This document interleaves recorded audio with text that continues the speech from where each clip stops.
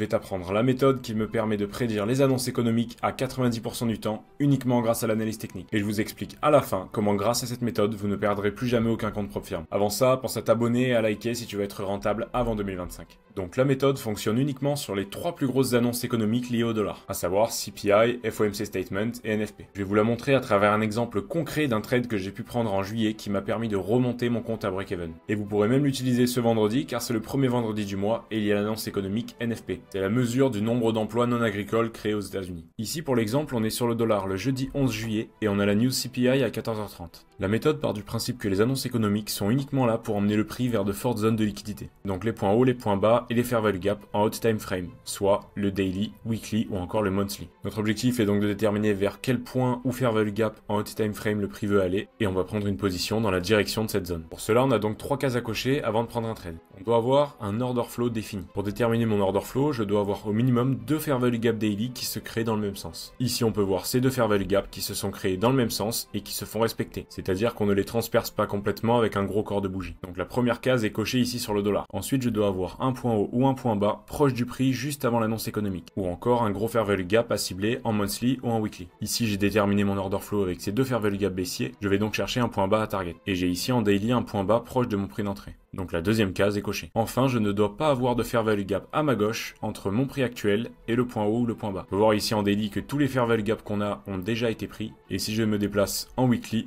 on peut voir que le fair value gap juste ici n'a pas été respecté étant donné qu'on l'a transpercé avec un gros corps de bougie. Et en monthly, on peut voir qu'il n'y a rien du tout. J'ai donc vérifié en daily, weekly et monthly qu'il n'y avait pas de fair value gap sur l'expansion de gauche. Toutes les cases sont cochées, je peux donc prendre mon trade. Si une seule de ces 3 cases ne sont pas cochées, il ne faut surtout pas prendre le trade. Vous aurez beaucoup moins de probabilité et vous allez donc perdre votre compte beaucoup plus facilement. Donc je descends en H1 juste ici, et je prends ma position dans les 1 heure juste avant l'annonce économique. Je place ici mon stop loss sur le high en H1 le plus proche, et je mets mon take profit sur le low qu'on avait en cible en daily. Ici vous pouvez voir que ça fait un ratio de 4.5, mais dans l'idée dès qu'il y a l'annonce économique, on veut couper le trade dans les 15 minutes qui suivent. Donc si le prix se rapproche de votre take profit juste ici, mais commence à faire un range, je vous conseille de couper. Et donc vous pouvez voir ici, je lance le trade avec l'annonce économique, et ça touche notre zone en daily. Cette méthode va donc vous permettre de récupérer n'importe quel compte PropFirm en drawdown. Admettons que vous avez un compte FTMO à moins 8% en drawdown, vous risquez 2% sur un trade en suivant cette méthode, et vous avez de fortes probabilités de remonter à break-even. Et vous allez me dire, s'il y a de fortes probabilités, pourquoi ne pas prendre ce trade sur un compte tout neuf pour valider directement la phase 1 en un trade? Mais le problème avec cette méthode, c'est que si le trade va à contresens de votre analyse, il peut vous détruire le compte même si vous risquez uniquement 1%. Le courtier n'a pas le temps d'exécuter l'ordre stop loss, et il va donc l'exécuter dans les 15 à 20 secondes qui suivent l'annonce économique. Vous pouvez donc, au lieu de perdre 1%, perdre 4 à 5%. Et donc taper soit le daily drawdown, soit le drawdown complet du compte. C'est pour ça que je vous conseille de le faire sur un compte qui est quasiment perdu, car au pire vous le perdez,